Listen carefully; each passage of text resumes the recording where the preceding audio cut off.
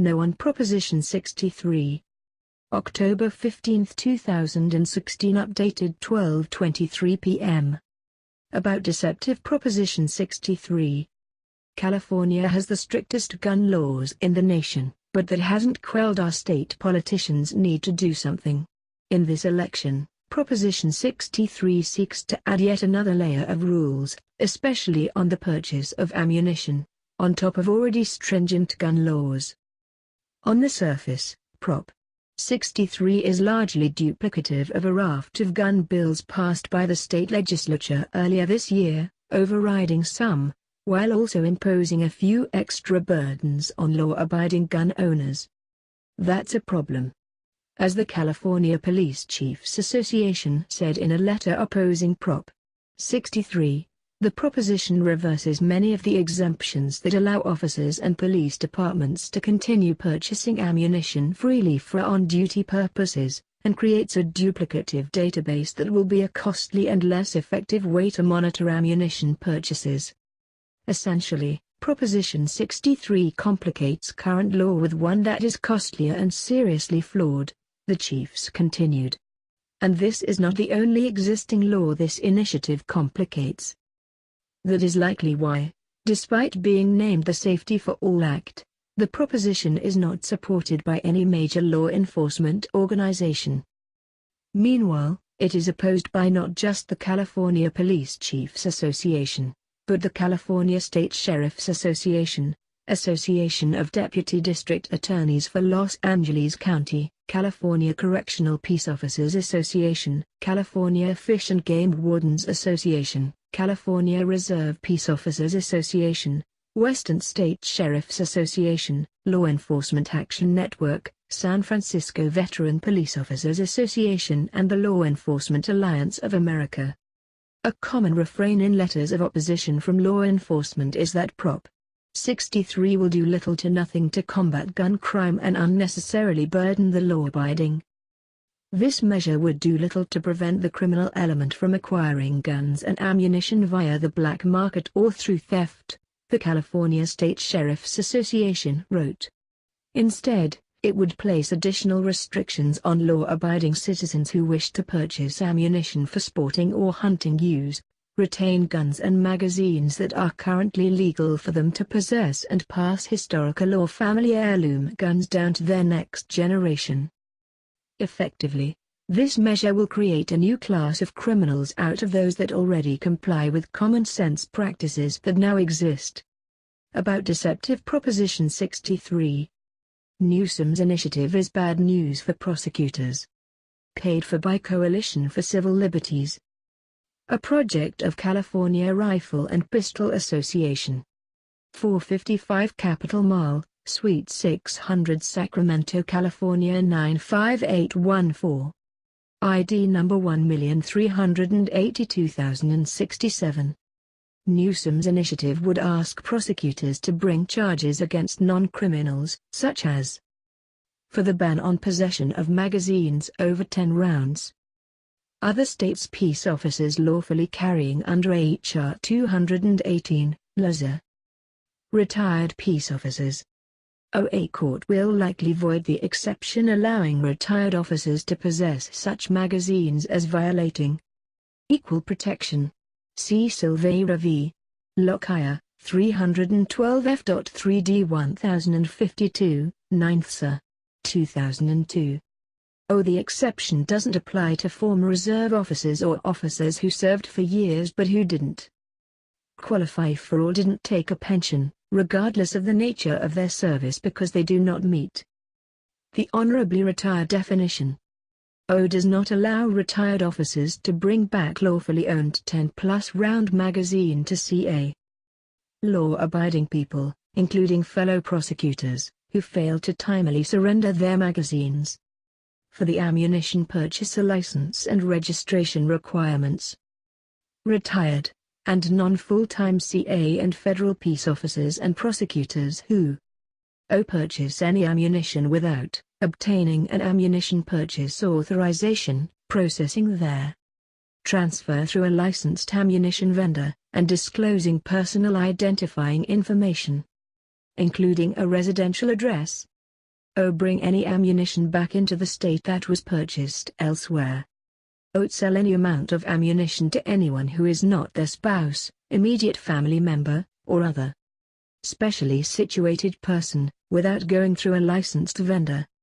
O. Give or receive any ammunition via the mail to or from anyone other than their spouse, immediate family member, or other specially situated person.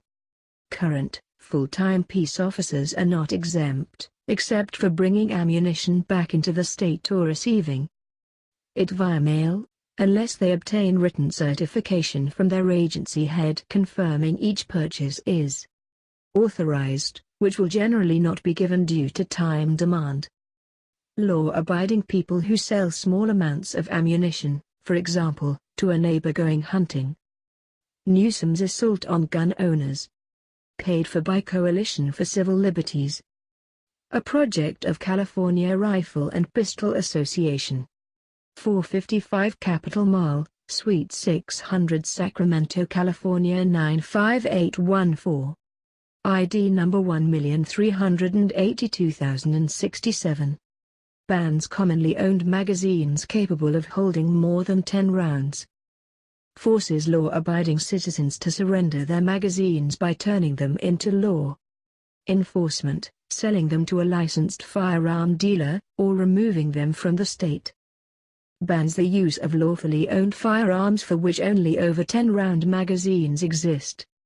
Criminalizes possession of standard magazines by some CA peace officers, all officers from other states, and will likely force all officers to surrender their magazines upon retirement. Prohibits retired CA officers from crossing the state line into CA with their magazines. Places extreme restrictions on ammunition transfers. Bans all internet and mail order sales of any ammunition. Bans private ammunition sales, even one box between friends and many family members. Forces anyone who buys ammunition, including current and former peace officers, to go to a licensed vendor and pay a fee of up to $50 and wait up to 30 days for a background check every 4 years. Disclose personal information including residential address, phone number, date of birth, and driver's license, for each and every ammunition purchase. Be entered into a statewide government registry of ammunition purchasing activity. Forces anyone who sells as little as 500 rounds of ammunition in a month to obtain a mandatory government license and pay a fee. Agree to be tracked in a government database. Change the way they store their ammunition. Prohibits any CA resident from buying ammunition in another state and returning to CA. Bans individuals from leaving a shooting range with ammunition they obtain on site. Authorizes local governments to impose even stricter regulations on ammunition transfers. Imposes criminal penalties on firearm theft victims for failing to report fast enough. Punishes crime victims with criminal fines and penalties. Discourages firearm owners from cooperating with police for fear of prosecution. Cannot be used against straw purchasers as intended and has never been used to prosecute a single person in the cities that have this law. Forces firearm and ammunition retailers to obtain additional certificates and pay crippling annual fees for each employee. Newsom's assault on law enforcement. Paid for by Coalition for Civil Liberties. A project of California Rifle and Pistol Association. 455 Capitol Mall, Suite 600 Sacramento, California 95814. ID number 1,382,067. Ban on magazines with over 10-round capacity. The initiative expands the current restrictions on large-capacity magazine transfers, importation, and manufacturing to include their mere possession. CEA officers not authorized to carry on duty, for example, assigned to desk duty, are not exempt. Other states' officers visiting CA are not exempt when carrying under LOSA, training, etc. Honorably retired officers will likely have to surrender their magazines because a court could invalidate the exception for them as violating equal protection. Silveira v. Lockyer, 312 F.3d 1052, 9th Sir. 2002. Even if the exception for honorably retired officers stands, they won't be able to take magazines in and out of the state, no exception for importing. It doesn't apply to former peace officers who served for years but who didn't qualify for or didn't take a pension, regardless of the nature of their service. For example, reserve officers. Requires confiscation of such magazines from law-abiding people who lawfully obtained them. Ammunition sales restrictions, registration, and purchaser licenses applies to peace officers.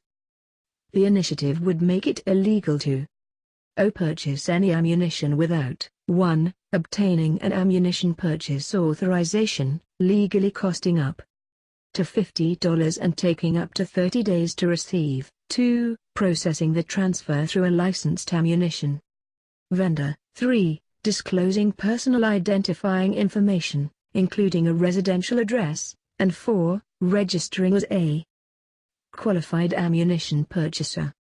Bring ammunition back into the state that was purchased elsewhere by a CA resident. Sell any amount of ammunition to anyone who is not their spouse, immediate family member, or other specially situated person, without going through a licensed vendor.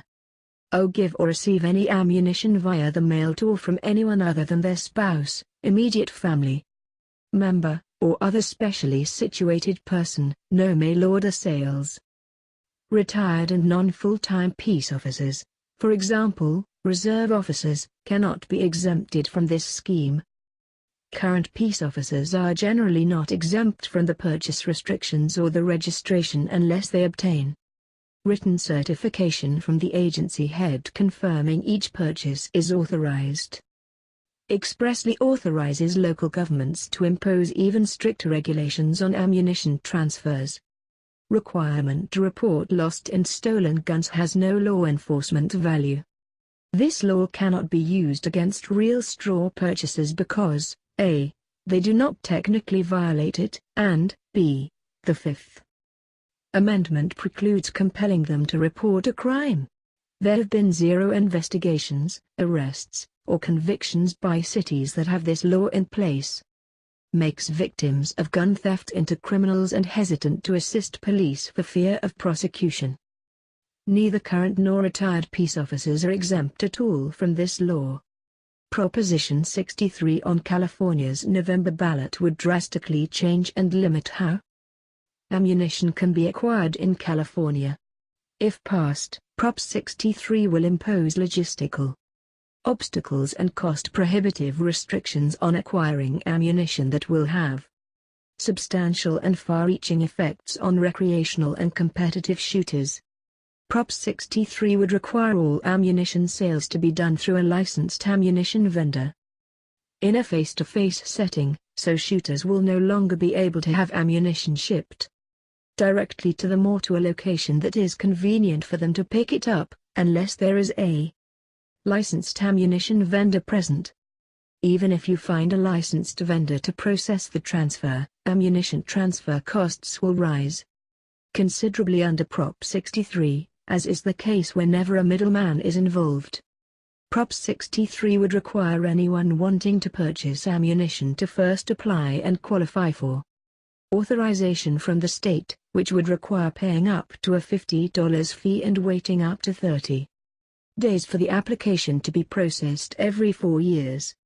Even if the potential 30-day delay does not disrupt a shooter's training or competition, there is always the risk that the state could revoke the shooter's authorization by mistake, prohibiting the shooter from obtaining ammunition until things get cleared up. While shooters may be able to avoid all of this by having ammunition shipped to a target facility that holds a business or other regulatory license, the ammunition must remain on their premises of the target facility. If the shooter wants to leave the facility with the ammunition, their transfer must first be processed by a licensed ammunition vendor, along with a background check and registration. Because Prop 63 prohibits California residents from acquiring ammunition from outside of their state and bring it back to California. Out-of-state purchases are not an option.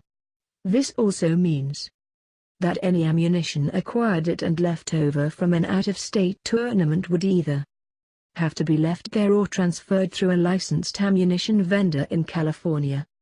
How Prop 63 would affect the availability or cost of ammunition in California cannot be predicted with any certainty, except for it being negative all around. The increases in ammunition prices won't be the only money out of shooters' pockets, there.